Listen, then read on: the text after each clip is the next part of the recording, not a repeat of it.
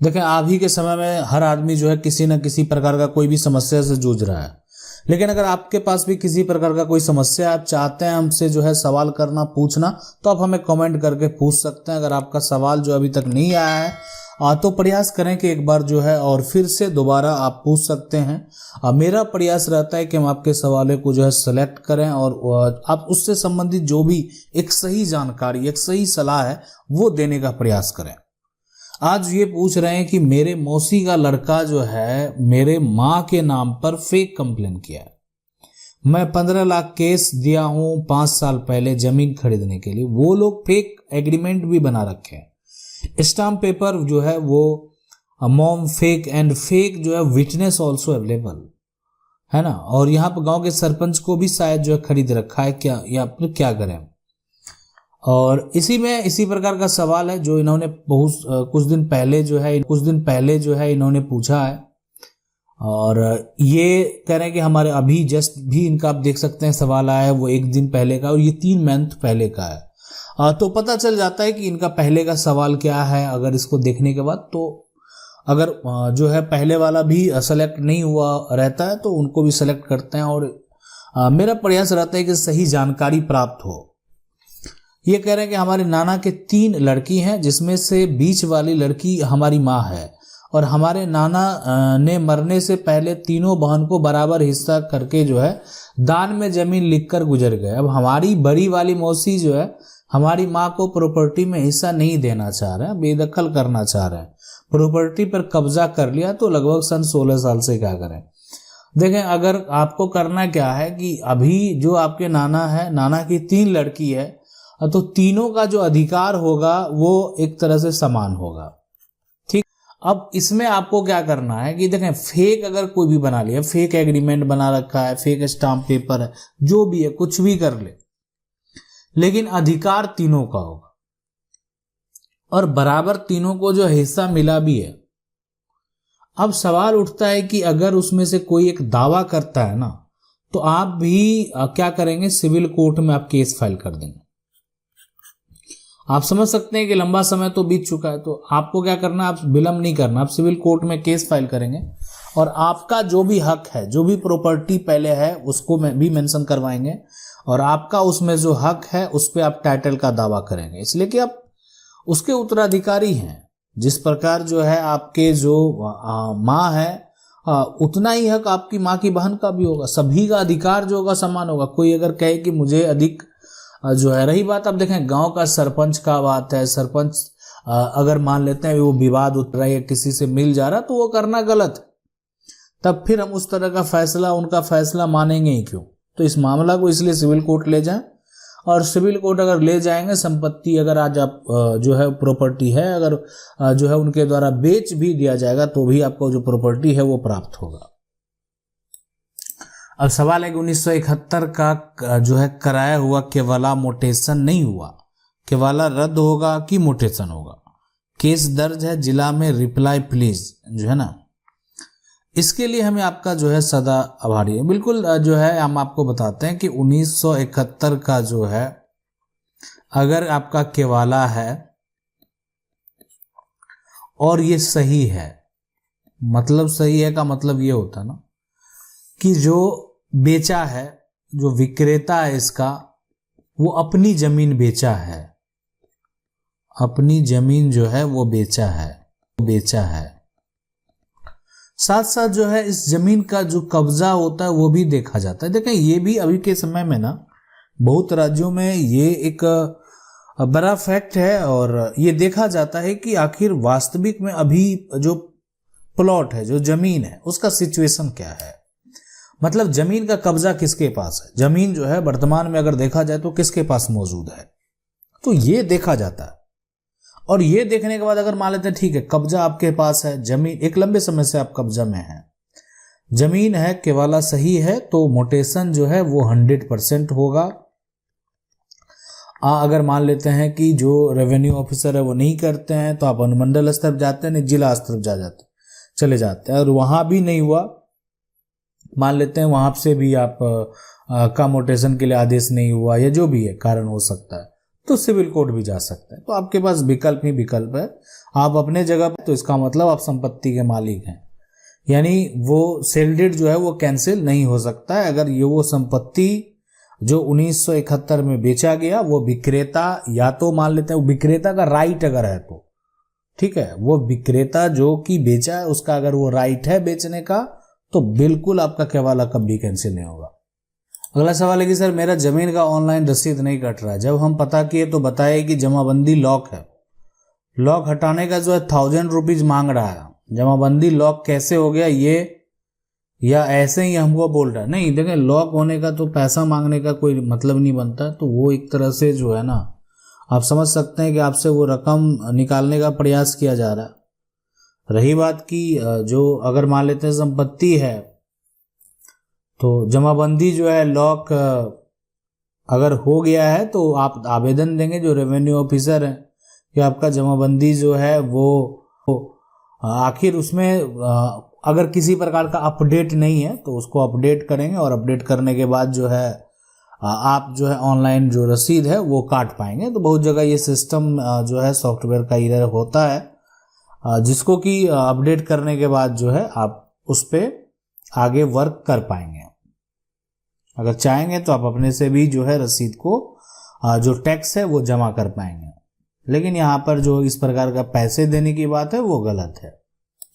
सवाल है सर मेरे दादाजी के नाम पर अभी ज़मीन है और वो जो है यहाँ पर एक एरिया जो है यहाँ पर कंसोलिडेशन एरिया है, पर वो जो है यहाँ पर 2 जन उस जमीन का जो है यहाँ पर डील कर लिया है, बट उसका नाम पर अभी तक मोटेशन नहीं हुआ है। क्या वो डील कैंसिल हो सकता है? देखें, दादा की ज़मीन है ना, दादा की अगर ज़मीन है और दादा उसको बेचना एक तरह से बेच दिया, अब बिना बेचे कोई मोटेशन जो है ना, मान लेते हैं ठीक है मोटेशन नहीं हुआ है, लेकिन अगर वो डील कर लिया है, बेच दिया है, उसकी बिक्री हो गई है, तो अगर बिक्री हो गई तो मोटेशन होना भी जो है वो तय है। तो वो जो एक तरह से अगर बात करें डील का जो है ना, वो कैंसिल अगर आप करना चाहते हैं तो वो तभी कैंसिल हो सकता है जब वो गलत तरीके से किया गया। अब दादा की अगर वो अर्जित संपत्ति है ना, तब तो दावा करना भी बेकार है। पैतृक है तो ये देखना होगा कि वो पैतृक में उनका भी शेयर है, उनका भी हक है, तो किस आधार पे संपत्ति को बेचा गया, क्यों बेचा गया, आखिर जो एक तरह से डीड तैयार होगा तो उसमें क्या मेंशन किया गया, तो सभी जानकारी उसमें मौजूद रहता है। उस आधार पे सारे सिचुएशन को देखने के बाद ही वो कैंसिल किया जा सकता है, तो इसीलिए अगर आप चाहेंगे कि अगर देखें गलत तरीके से हुआ है तो पॉसिबल है, अन्यथा पॉसिबल नहीं है।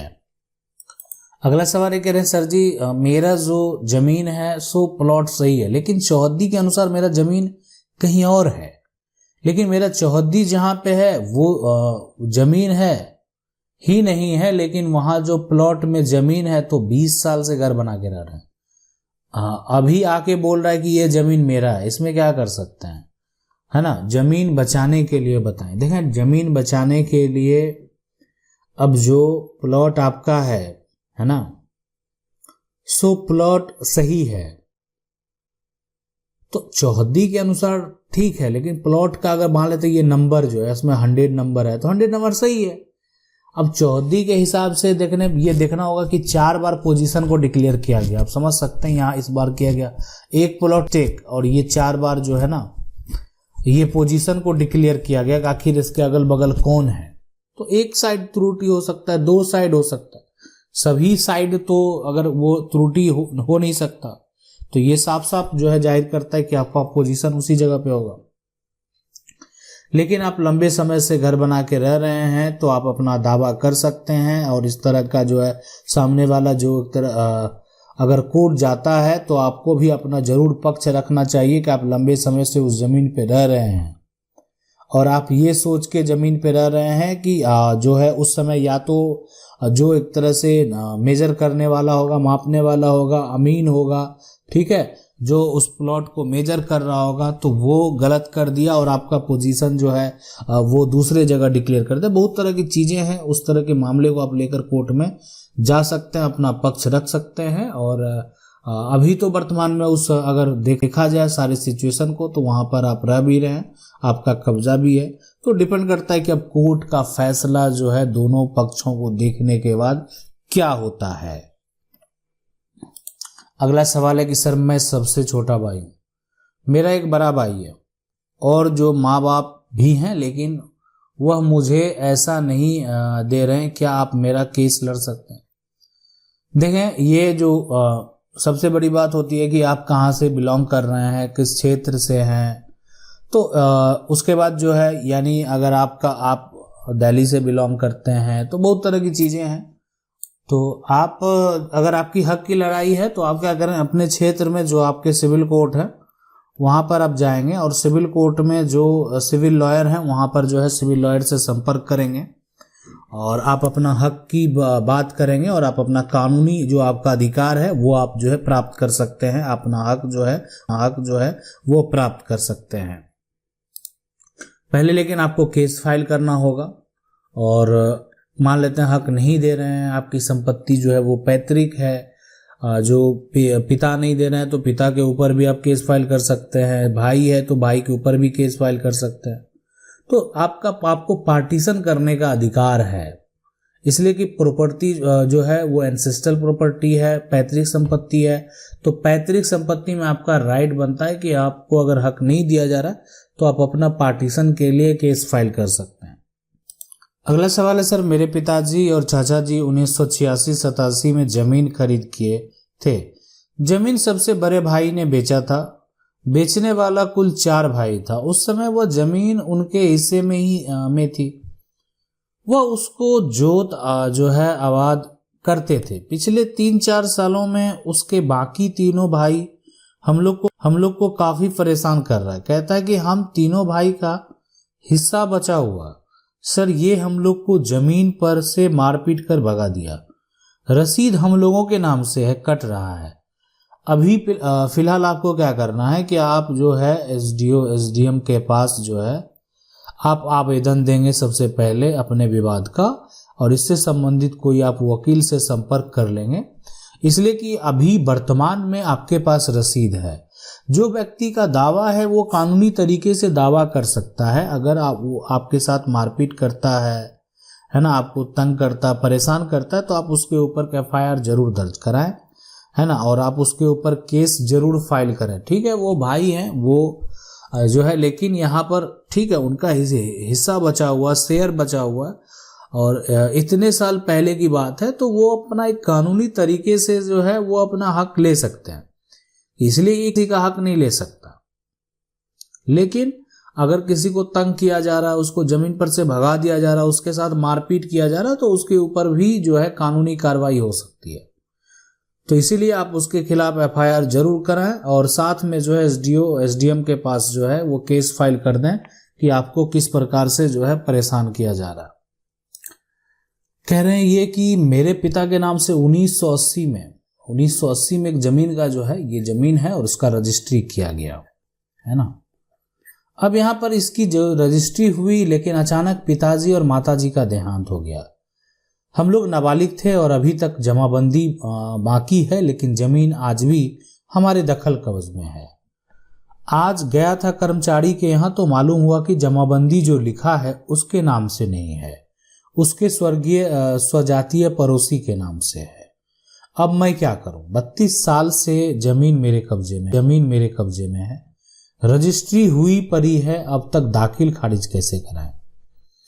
जिला मुख्यालय से जो है पुरानी खतियान निकालने से कुछ हो सकता है। बिल्कुल निकाल लें, ठीक है, पुराना खतियान निकाल लें। देखें, एक होता है कि जब आप पुराना इंफॉर्मेशन निकालेंगे, ठीक है, आज आप वहां जा रहे हैं, तो सबसे पहले आपको क्या करना है कि आपको ऑनलाइन अप्लाई कर देना है, आपको पूछने नहीं जाना है। अगर आप ऑनलाइन अप्लाई करेंगे तो इसको अगर ठीक है, वो अगर मोटेशन संभव नहीं है तो उसको रिजेक्ट कर दिया जाएगा। अब रिजेक्ट अगर यहाँ पर किया जाएगा तो रिजेक्ट करने के बाद जो है आपको क्या करना है कि इसका एक नकल प्राप्त कर लेना है, ठीक है। अब उस नकल के आधार पे आप फिर अनुमंडल में अप्लाई करेंगे, जिला में अप्लाई करेंगे कि आपका मोटेशन को रिजेक्ट किस आधार पे किया गया, जबकि आपके पास ठीक है। आधार एक यह हो सकता है कि जमाबंदी विक्रेता के नाम से मौजूद नहीं है या विक्रेता के परिवार के किसी भी सदस्य के नाम से मौजूद नहीं है, तो ऐसा मेंशन किया जा सकता है, कोई बड़ी बात नहीं है। लेकिन आप एक प्रूफ के तौर पे पेश करेंगे कि जो संपत्ति का विक्रेता है वो उसकी ये एंसेस्ट्रल प्रॉपर्टी है और इस प्रकार से उसका जो है जमीन का पूरा जो वर्गीकरण है आप उसको बता सकते हैं। तब पॉसिबल है कि आपकी प्रॉपर्टी का मोटेशन जो है वो करने का जो है आदेश आ जाए और आपका मोटेशन जो है जो भी रेवेन्यू ऑफिसर उनके द्वारा कर दिया जाए। आशा करते हैं वीडियो अच्छा लगा होगा। वीडियो को लाइक जरूर कर दें। चैनल को पहली बार देख रहे हैं सब्सक्राइब करके जो बेल आइकन है